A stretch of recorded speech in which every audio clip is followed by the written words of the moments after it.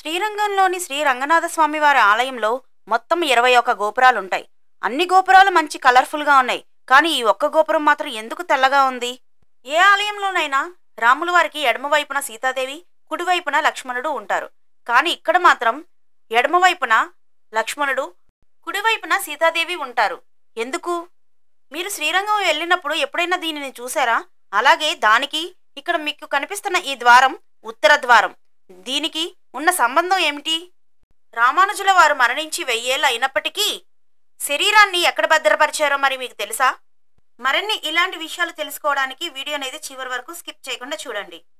Hi అండి, welcome to Anu family Telugu traveller. మరి ఈరోజు శ్రీరంగంలో ఉన్న శ్రీ రంగనాథ స్వామి వారి ఆలయ విశేషాలతో మీ ముందుకొచ్చాను. మరి ఇప్పుడు ఈ ఆలయ విశేషాలేంటో తెలుసుకుందాం. శ్రీ రంగనాథ స్వామి వారి ఆలయం తమిళనాడు రాష్ట్రం తిరుచిరాపల్లిలో ఉన్న శ్రీరంగంలో ఉంది. ఈ ఆలయాన్ని తిరువరంగం అని కూడా పిలుస్తారు.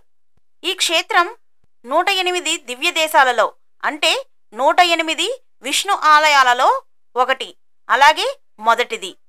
ఈ క్షేత్రంలో కొలువై ఉన్న స్వామివారు శ్రీ రంగనాథ స్వామివారు, అమ్మవారు రంగనాయికి అమ్మవారు. ఈ ఆలయం కావేరీ నది మధ్యలో ద్వీపంలో ఉంటుంది. ఈ ఆలయం ప్రపంచంలోని అతిపెద్ద హిందూ దేవాలయం. మొత్తం 156 ఎకరాల్లో విస్తరించి ఉంది. ఇది చాలా పురాతనమైనది, 1000 సంవత్సరాల నాటిది. ఈ ఆలయంలోని స్వామివారు దక్షిణాభిముఖంగా ఉంటారు. ఇక్కడ మీకు కనిపిస్తున్న ఈ గోపురం దక్షిణ గోపురం. ఈ ఆలయం 7 ప్రాకారాలతో 21 గోపురాలతో విరాజిల్లుతున్నది. రాజగోపురం 236 అడుగులు. ఇది ఆసియాలోనే 2వ అతిపెద్ద గోపురం.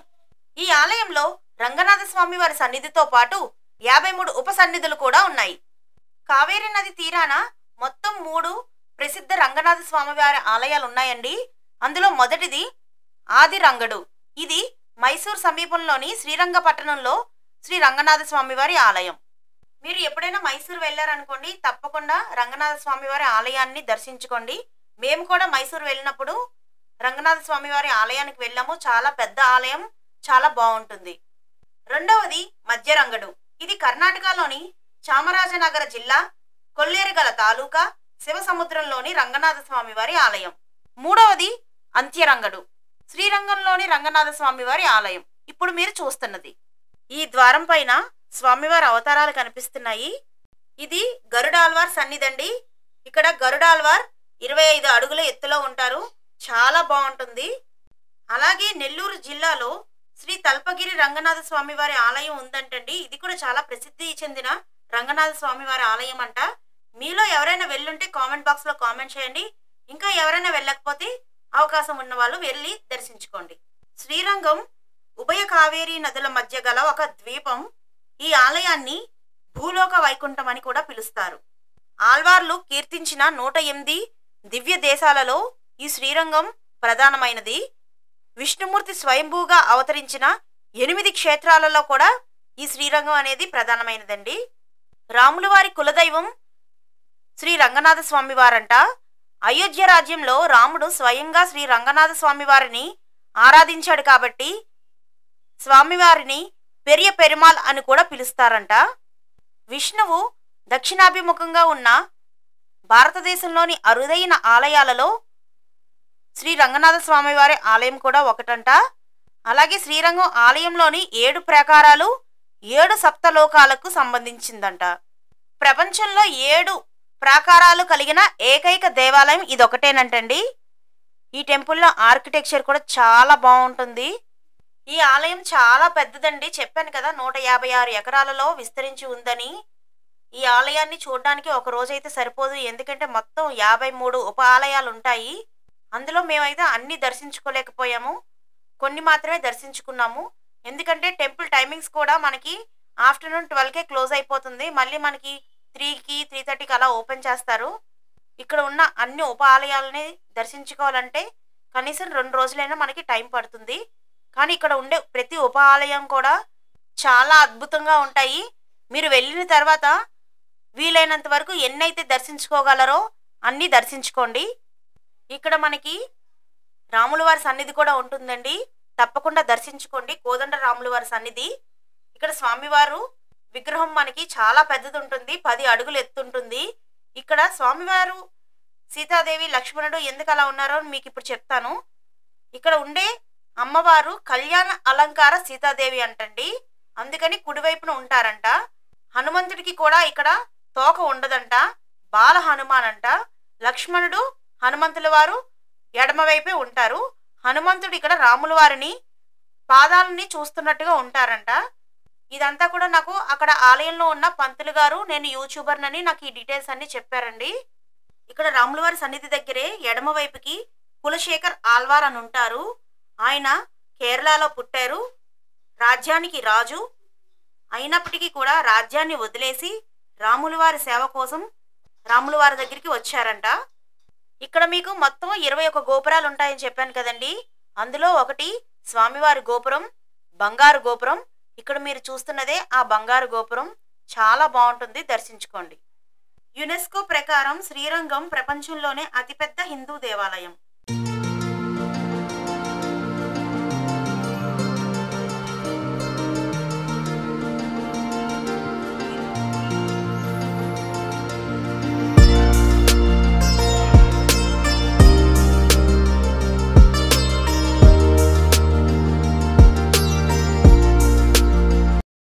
స్వామివారి దర్శనానికి ఎంతమంది వచ్చారో చూడండి, క్యూలో ఎంతమంది ఉన్నారో. వీడియోని లైక్ చేయండి, షేర్ చేయండి. అలాగే వీడియోస్ని అయితే చాలామంది సబ్స్క్రైబ్ చేయకుండానే చూస్తున్నారండి. సబ్స్క్రైబ్ చేసుకోండి, ఛానల్ని సపోర్ట్ చేయండి. ఇప్పుడు మీరు చూస్తున్న ఉప ఆలయం లక్ష్మీ నరసింహ స్వామివారి సన్నిధి అండి. అలాగే కురుతాల్వార్ సన్నిధి కూడా ఉంటుంది ఇక్కడ. రామానుజుల వారి మొదటి డివోటీ అంట ఆయన. ఈ ఆలయంలో మనకి ప్రసాదం కౌంటర్ కూడా పెద్దదే ఉంటుందండి, అన్ని రకాలు మనకి అమ్ముతారు.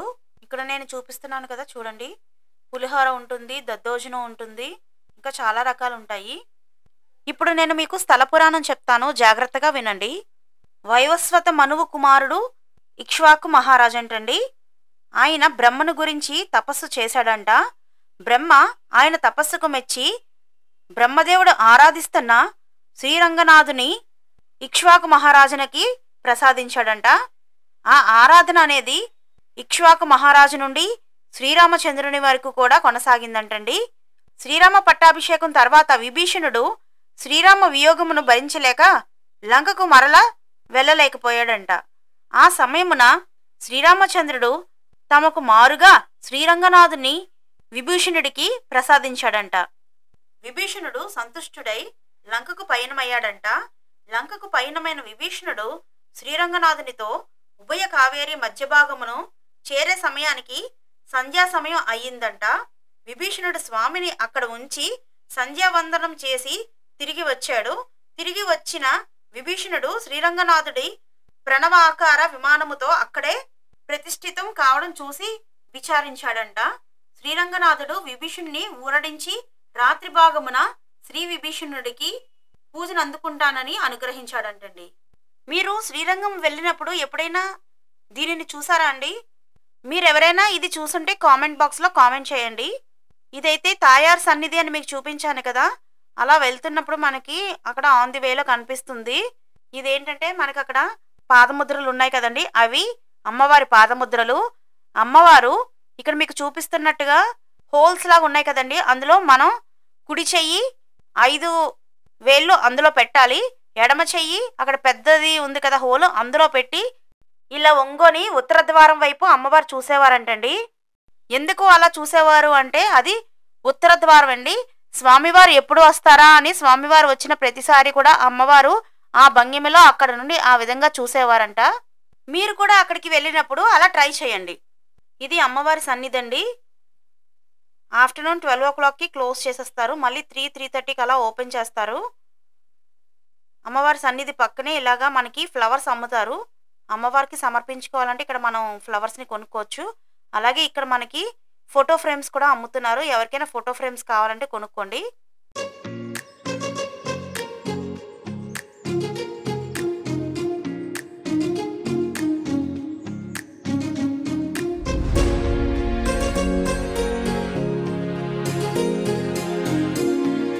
ఇక్కడ ఉన్న పెయింటింగ్స్ చూడండి, పెయింటింగ్స్ అయితే చాలా చాలా బాగుంటాయి. ఇది నరసింహస్వామి వారి సన్నిధి.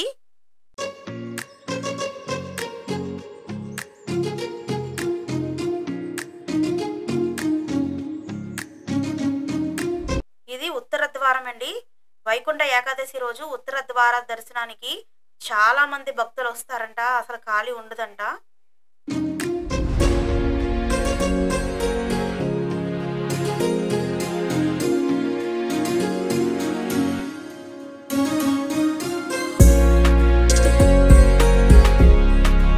ట్రాన్స్పోర్టేషన్ విషయానికి వస్తే తిరుచిరాపల్లిలో ఇంటర్నేషనల్ ఎయిర్పోర్ట్ ఉందండి, అలాగే రైల్వే స్టేషన్ కూడా ఉంది.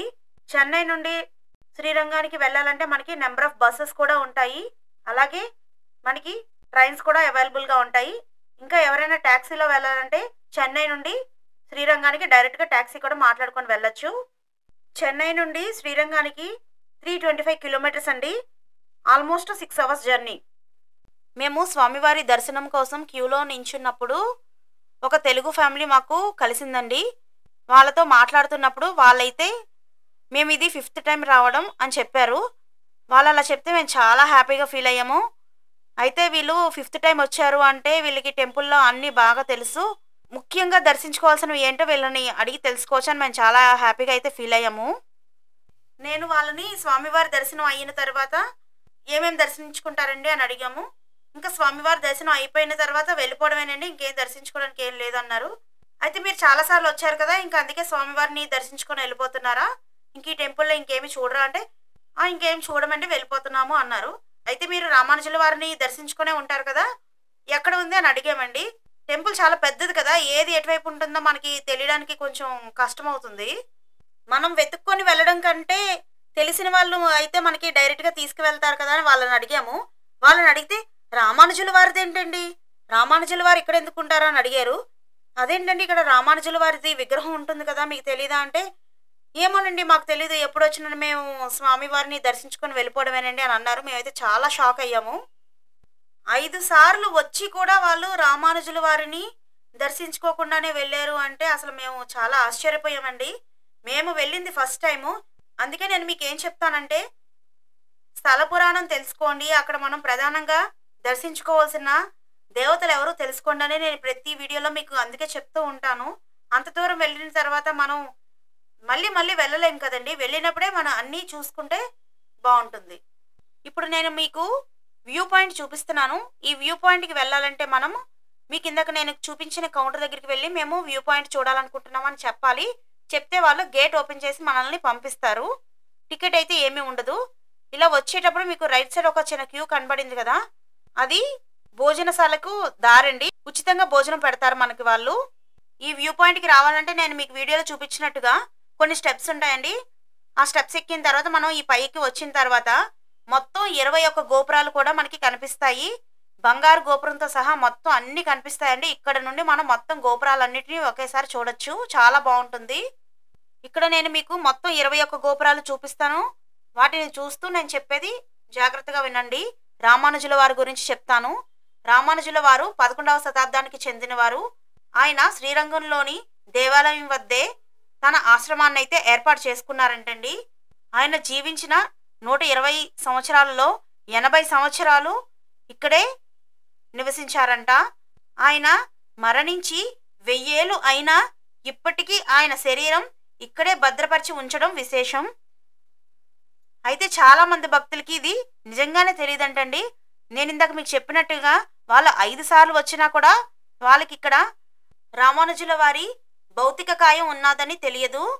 అలాగే నేను ఈ ఆలయం యొక్క సమాచారాన్ని తెలుసుకుందాం అనుకున్నప్పుడు కూడా ఆ సమాచారంలో కూడా వాళ్ళు అదే చెప్పారు, రామానుజుల వారి శరీరం ఇక్కడే భద్రపరిచారన్న విషయం చాలా మందికి అయితే తెలియదంటండి.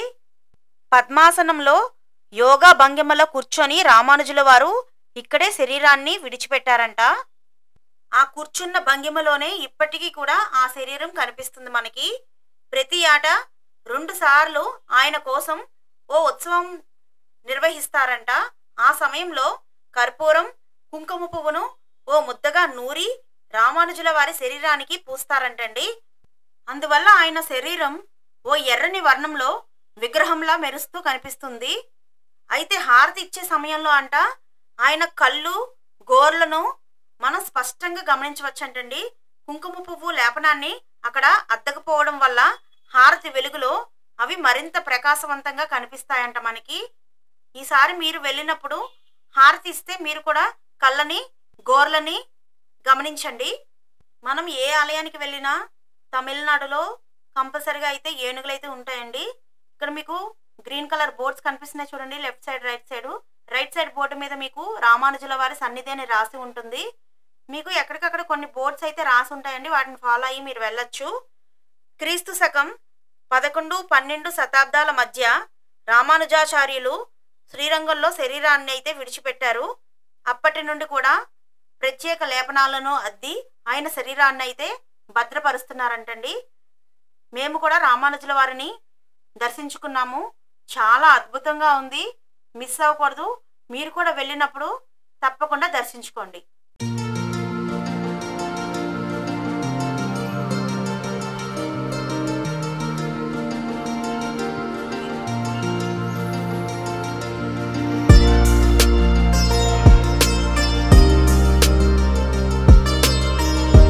శ్రీరంగంలో ఉన్న శ్రీ రంగనాథ స్వామివారి ఆలయానికి మొత్తం 21 గోపురాలు ఉంటాయని చెప్పాను కదండి. అన్ని గోపురాలు కూడా చాలా కలర్ఫుల్ గా ఉంటాయి. ఒకటి మాత్రమే తెల్లగా ఉంటుందని చెప్పాను కదా. ఎందుకు ఆ గోపురం తెల్లగా ఉంటుంది ఇప్పుడు నేను మీకు చెప్తాను, జాగ్రత్తగా వినండి. ఆ తెల్లగా ఉన్న గోపురాన్ని వెల్లై గోపురం అంటారండి. ఆ గోపురానికి ఆ పేరు ఎందుకు పెట్టారో చెప్తాను. తమిళ మాసం వైకాసి సందర్భంగా శ్రీరంగంపై ఢిల్లీ దురాక్రమణదారులు దాడి చేశారు. శ్రీరంగం ద్వీపంలో దాదాపు 12,000 మంది హిందువులు ఆలయ రక్షణ కోసం పోరాడుతూ తమ ప్రాణాలను అర్పించారంటండి. ఢిల్లీ దురాక్రమణదారులు ఆలయంపై దాడి చేసి రంగనాథ స్వామి వారి ఆభరణాలు, ఆలయ బంగారం ఎత్తుకెళ్లారంట. బలగాలు విష్ణుమూర్తిని కూడా స్వాధీనం చేసుకోవాలనుకున్నాయంటండి. ఆ దురాక్రమణదారులు పెరుమాళ్ విగ్రహం కోసం వెతికారంట. కానీ వైష్ణవ ఆచార్య పెల్లైలోకాచార్య పెరుమాళ్ను తీసుకొని ఆ దురాక్రమణదారులను తప్పించుకొని మదురైకి చేరుకున్నారంట.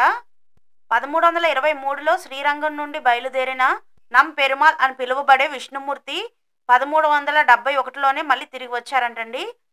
విగ్రహం జాడ తెలియని సుల్తానేట్ దురాక్రమణదారులు దళాలు ఆలయ అధికారులను చంపి పెల్లైలోకాచార్య మరియు నంపెరుమాళ్ కోసం భారీ వేటను ప్రారంభించాయంట. ఆ బలగాలు ఆ ఆచార్యుడిని మరియు ప్రతిమను బంధిస్తారేమో అని భయంతో ఆలయ నర్తకి దేవదాసి, ఆమె పేరు వెల్లాయి, దళాల కమాండర్ ముందు ఒక నృత్యాన్ని ప్రదర్శించిందంటండి. తద్వారా పిల్లై లోకాచార్యకి పెరుమాల్ని తప్పించడానికి సమయం దక్కిందంటండి. ఆమె నృత్యం గంటల తరబడి చేసి చివరకు సేనాపతిని తూర్పు గోపురం వద్దకు తీసుకొని వెళ్ళి కిందకు తోసి అతన్ని చంపేసిందంట. తరువాత వెల్లాయి రంగనాథర్ నామాన్ని జపిస్తూ తూర్పు ముఖద్వారం యొక్క గోపురం పైనుంచి ఆమె కూడా దూకి చనిపోయిందంటండి. ఇక్కడ ఢిల్లీ దురాక్రమణదారుల దాడులను గురించి తెలుసుకున్న విజయనగర సైన్యాధిపతి కెంపన్న ఆగమేఘాల మీద శ్రీరంగం చేరుకొని ఢిల్లీ దురాక్రమణదారులను ఊచకోత కోసి శ్రీరంగాన్ని రక్షించారంట. వెల్లై చేసిన త్యాగానికి కెంపన్న ఆమె పేరు మీద ఆవిడ ఏ గోపురం నుంచైతే ఆత్మార్పణం చేసుకుందో ఆ గోపురానికి వెల్లై గోపురం అని పేరు పెట్టారంటండి. ఆమె జ్ఞాపకార్థం ఇప్పటికీ గోపురానికి తెల్ల సున్నాన్నే వేస్తారంట. దీనినే వెల్లై గోపురం అని పిలుస్తారు. వెల్లై అంటే తెలుపు అని అర్థం. ఇప్పుడు ఇక్కడ మీరు చూస్తున్న గోపురమే వెల్లై గోపురం అండి. ఇది ఎప్పుడూ కూడా ఇలా తెల్లగానే ఉంటుంది.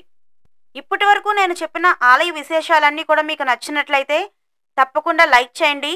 మీకు తెలిసిన వాళ్ళందరికీ కూడా షేర్ చేయండి. ఇంకా ఎవరైనా అను ఫ్యామిలీ తెలుగు ట్రావెలర్ ఛానల్ని సబ్స్క్రైబ్ చేసుకోకపోతే త్వరగా సబ్స్క్రైబ్ చేసుకొని పక్కనే ఉన్న బెల్ ఐకాన్ని ప్రెస్ చేయడం మర్చిపోకండి. ఇక్కడ అమ్మవారిని ఊరేగిస్తున్నారండి. అది అమ్మవారి గర్భగుడి. ఇది స్వామివారి గర్భగుడికి దగ్గరికి వచ్చామండి. ఇక్కడ మీకు ఎదురుగా కనిపిస్తుంది కదా, అదే స్వామివారి గర్భగుడి. మనకి స్వామివారి దర్శనం అయితే దగ్గర నుండే అవుతుంది. నేను ఇక్కడ మీకు చూపిస్తున్న విధంగా గర్భాలయంలో స్వామివారు ఈ విధంగా శయనించి ఉంటారండి. ఈ స్వామివారిని పెరియ పెరుమాళ్ అని పిలుస్తారు. ఉత్సవమూర్తిని నంబెరుమాళ్ అని పిలుస్తారు. ఈ ఆలయ గర్భగుడి ముఖద్వార దిశ దక్షిణముఖం అండి. స్వామివారి భంగిమ భుజంగ శయనము. Thanks for watching and subscribe to my channel.